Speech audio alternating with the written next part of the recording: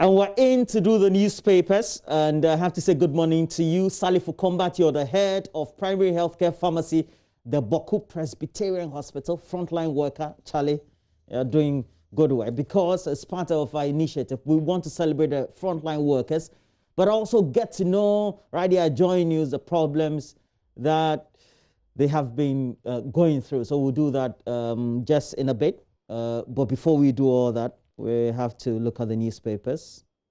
Gifty is on stream. Gifty, I hope you slept well. Well, my sleep was short. Yeah, I know. It's always short. So 2 a.m. 2 a.m. now, sorry. Mama post is Gifty. How I miss you. Sorry? So let's do the newspapers. Gifty, right. You are doing Daily Graphic and the rest. So can you start? Yeah, so I've got Ghanaian Times and Daily Graphic, but yeah, I always start with the Daily Graphic newspaper. Oh, I got some other ones as well. But let me start with the Daily Graphic. So the Daily Graphic's banner headline is a story that's very personal to me. I feel very attached to it. Is child trafficking lingers despite laws against practice. 3 rescued in a front plains. And that story was put together beautifully by Pacom Emmanuel. I hope I got it right. Domali in Kufuija. He put that story together. And you see that picture of this little boy who is trying to disentangle a fishing net. I'm not really sure. Let me see what it says. Yeah, it says the Human Trafficking Act prohibits the trafficking of people in all forms and makes it a crime. So that story is there. That's a banner headline of the Daily Graphic. On top of that, you have a picture of former President John Mahama, who's also the flag bearer of the NDC. And the story is NDC has proven leadership record. That's according to Mr. Mahama. That story is on page 13 of the Daily Graphic. And next story to that is Parliament approves 3.2 tax waiver. Okay, well, so that will be $3.2 million. I believe, I'm not quite sure because it just says 3.2 and then it has a dollar sign, but it's obvious that it's 3.2 million tax waiver on mathematical sets. We did that story yesterday, Roland, and the detail is that one of the mathematical sets we're told is selling at about 75 cities. Maybe we can review that pretty later. Why? Is it a science kit? I have no idea. We'll talk about it. You mean the unit price? That's how much it costs within the purchasing agreement? Apparently. So the story we did from Parliament yesterday was that there's a company that's importing these. I mean, the company is supposed to set up a system that makes it difficult for students to cheat in the exam room or something. I mean, that's my basic understanding of it. And they said the idea is that they're importing this smart set as part of the program, and the math set is supposed to cost about 75 cities. But I'm sure it's a discussion we can have more of in the course of the day. Maybe when we engage the parliamentarians or the education committee, we'll have a better understanding. But that's the story that we did yesterday on Prime. So let me just try and finish what we have here. So that's the Parliament approving 3.2 million tax waiver on mathematical sets. Very interesting. And then virtual premiere of Corona Life at 1 p.m. today. Episode 4 of Solutions goes live on Facebook, Daily Graphic, okay, at 3:30 p.m. They want to compete with my show. Okay, so that's the front, how will I say front line again? Front page of Daily Graphic. Back page of Daily Graphic, let me see, is that the back page? Yes, the back page of Daily Graphic. Department of Urban Roads begins mending Accra roads. Oh, dear Lord. Okay. Yeah, so the story is there by Joshua. And I know you live in Accra, so you know that it hasn't reached your place yet. It's actually reached my neighborhood. I saw it yesterday. Oh, okay. So you're a beneficiary of the national cake. I don't know why you're sheepishly laughing like that. I think that the president needs to hold you responsible for. I'm laughing. I'm just laughing. So the story is by Joshua Bediako Kunsin. Okay. So I really want to get to understand what the plan is. The plan is to fix all potholes around the country, or is this a part of the Year of Roads agenda, or is it a special package? Or you know what I mean. Anyway. Oh, you people, when they do the road, you say no. When they don't do the road, you say, oh, no. Africa, I just Ghana. So my concerns are essentially to try and understand what's the agenda. I mean, not agenda. Okay, so what is the plan, so that I know after it all, my area here in Spintex will be pothole free, but that's my grandmother's hometown will also have roads that lead to. Do you understand? I just want to have an idea what the bigger picture is. I think if you want the bigger picture, you just have to first listen to the budget when it's being read, get the details in the full document itself, and then get to the Ministry of Roads. But I still have a right to laugh and a right to try and understand. Well, you do. You do. Okay, so Ministry of Food and Agriculture restricts sale of fertilizer in 5 regions. Why? That story is there on the back page of the Ghanaian of the Daily Graphic. Several Skelly Dairy wrote that story.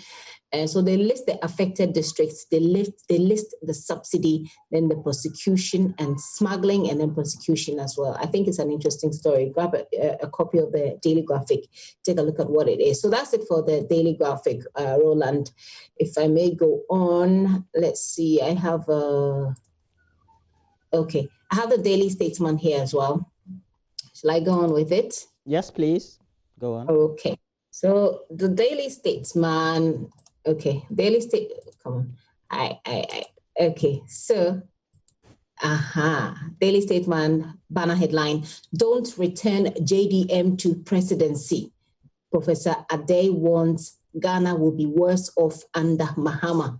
The story is on page 2. And it comes to the picture of Professor Ade, who also been speaking to us yesterday, the Super Money Show with Kojo Yankson. Beneath that story is NDC PC. That's parliamentary candidate busted for voter registration fraud. Page 2. Yesterday we heard that his candidacy has been withdrawn, or was it his candidacy, or I think it was his ID card. His vote is registered. His eligibility to have his name on the new voters register. Yes. Right, was withdrawn. Okay, so that we did that story also on yesterday. I didn't delve too much into it as well. So, on the top of the banner headline, we have government procures 1,300 outboard motors for fisherfolk in coastal zone. That's a story that also featured in newspapers yesterday, and I indicated that on the post we have done it like 3 weeks or so ago.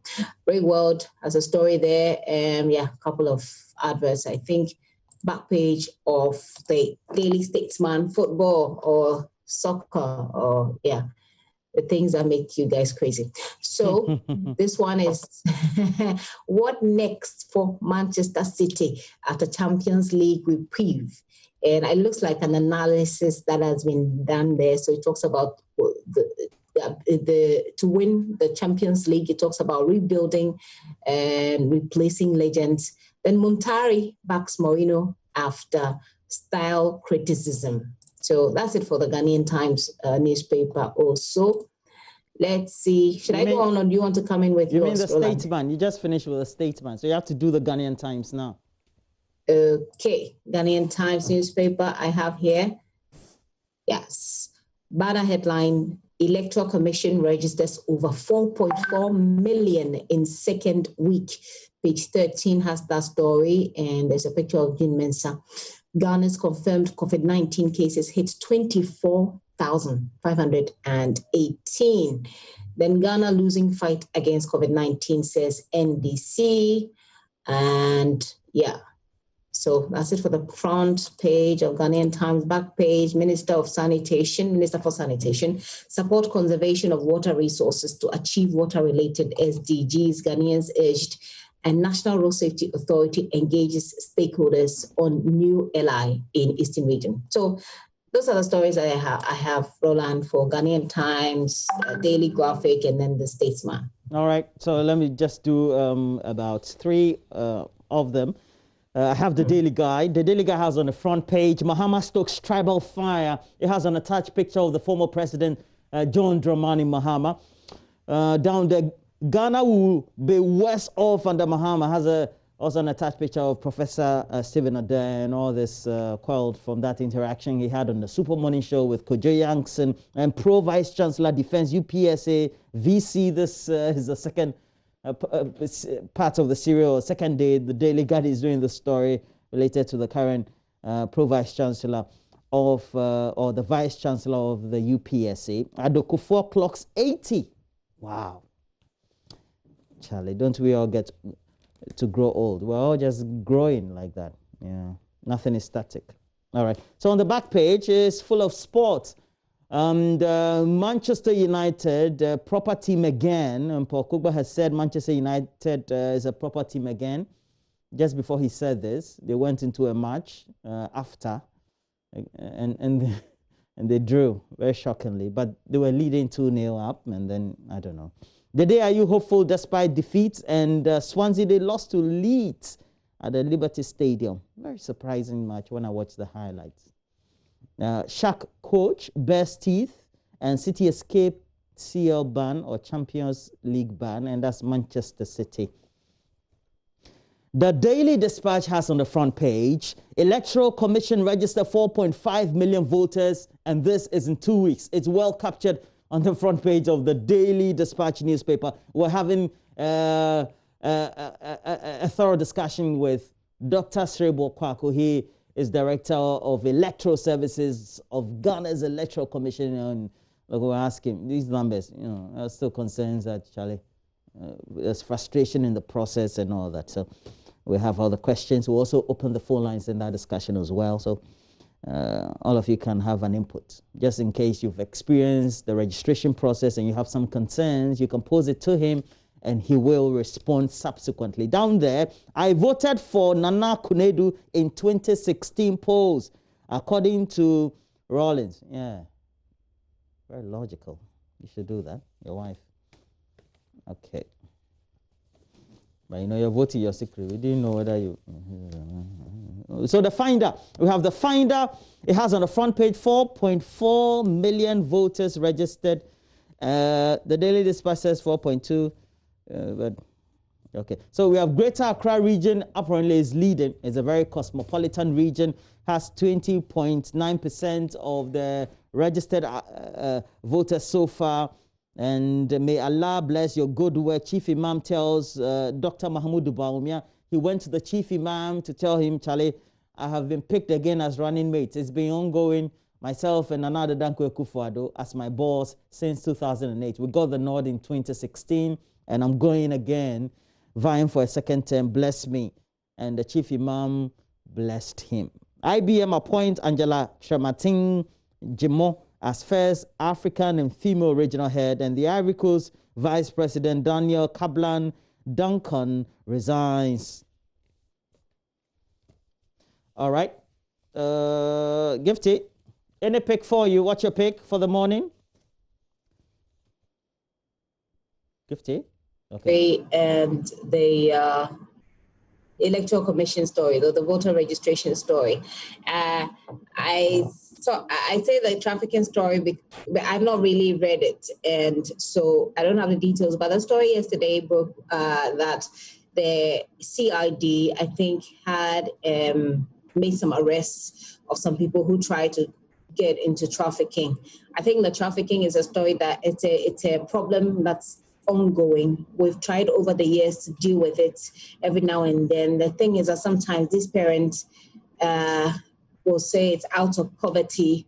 I remember that the former gender minister, Otiku Afisa-Jaba, was embarking on some sort of rigorous program that was targeted at these children. I don't know how sustained that program has been at the Ministry of Gender, Social Protection, Children and Social Protection, but I can't say much about this. I just want to acknowledge the fact that it is still a fight that we need to fight. So for people who live along the coast, people who live around, who see some of these children being abused, it's your responsibility to bring it to the attention of the police or to the social welfare. I know sometimes the police themselves looks like they need help in some of these communities. The social welfare departments themselves looks like they need help. they could use a lot of help, but it is still our responsibility to protect these children. So I just wanted to acknowledge that.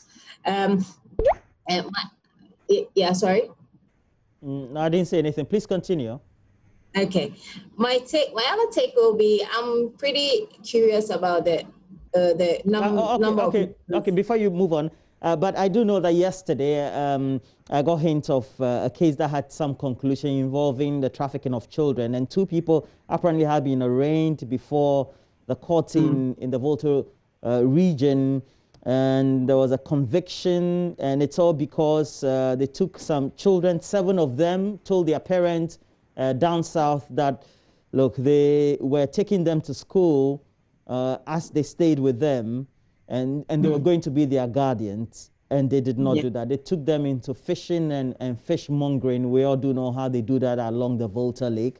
And it's good that we're getting at least some end insight to these prosecutions. But hitherto, it's just one of those things that you talked about. But this was well and swiftly dealt with by the Attorney General's Department in the Volta Regional Capital of Volta. Yeah, I mean, the Volta region is increasingly becoming notorious for this trend. I hope that some way, somehow, we'll have a way of making it end. But like I'm saying, it's not a problem that we can just end with a discussion on TV or radio or stories in the newspapers. But every single day, you know, it's like having a large rock that you want to break down. Every day you chip a little bit of it off. Every day you chip a little bit of it off in the hope that with time, you'll get to a point where you can break it all down. I think it will still take some time, but, you know, little baby steps will take us there. So I just wanted to acknowledge, and I think that every now and then when we get the chance on radio, on TV, on any media platform, we should be able to at least address a little bit of it, bring the awareness of people to it, and gradually we will get there. So that's what I wanted to say. I've also noticed the number of people that we've been able to register according to the newspapers. So I'm looking at there's 4.5 million people registered so far.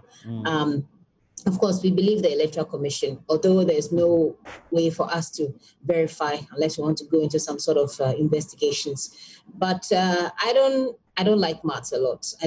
I'm not very good with maths. Yeah. But if you look at the calculation, I'm wondering, well, and when are we finishing the registration again? It's supposed to be in, is it August 6th, thereabout?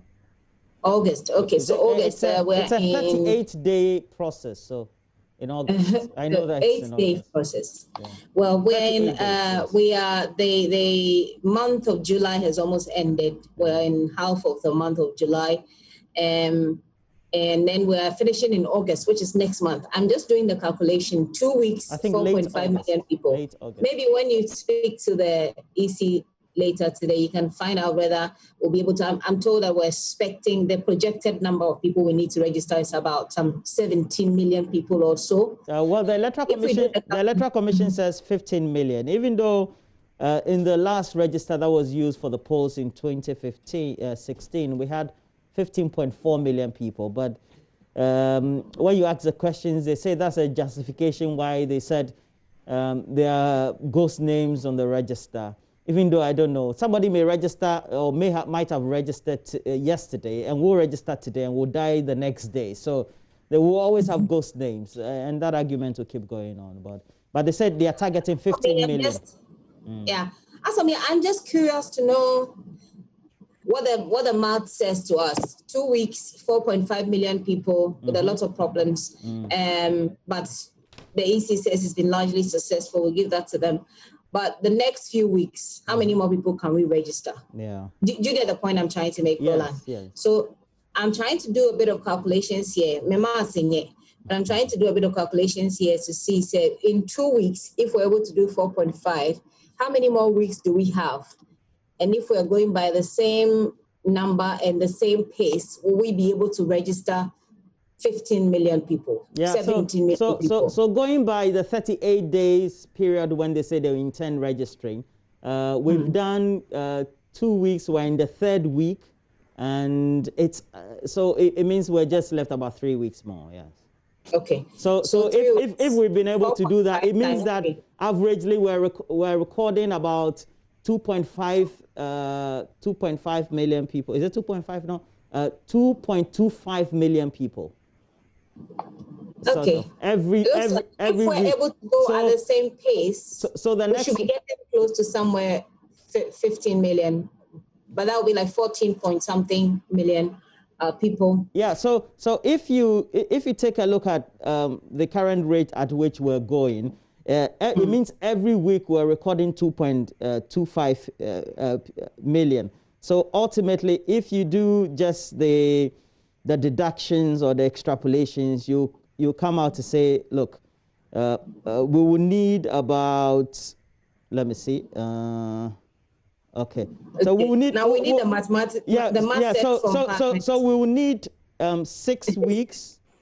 6 weeks or 5 weeks thereabout. So it's the same thing. It gets you to. And that's on the assumption that we will be able to stick to the same process that we used to get the 4.5. It's on the assumption that there won't be any hitches. It's on the assumption that the same number of people will be turning up to register. I just want to say that in this process, I hope against all hopes that we will not be disenfranchising people. That will be bad. Yeah. That will really be bad. Yeah. That's all. Yeah. I think you have a good point there. We have to go for sports, but going by what transpired on, is this Sunday? Yeah, Sunday. I don't know, because when you frustrate people, they come and there are hitches in the machine. The process doesn't start early. Some people will say, "No, vote I'm going away." So that's where the processes of disenfranchisement then start. Yeah. We'll see how it goes. Looks like we ran out of time rather quickly, right? Yes. Well, yes. I I think it's because I can't remember what it was. Early.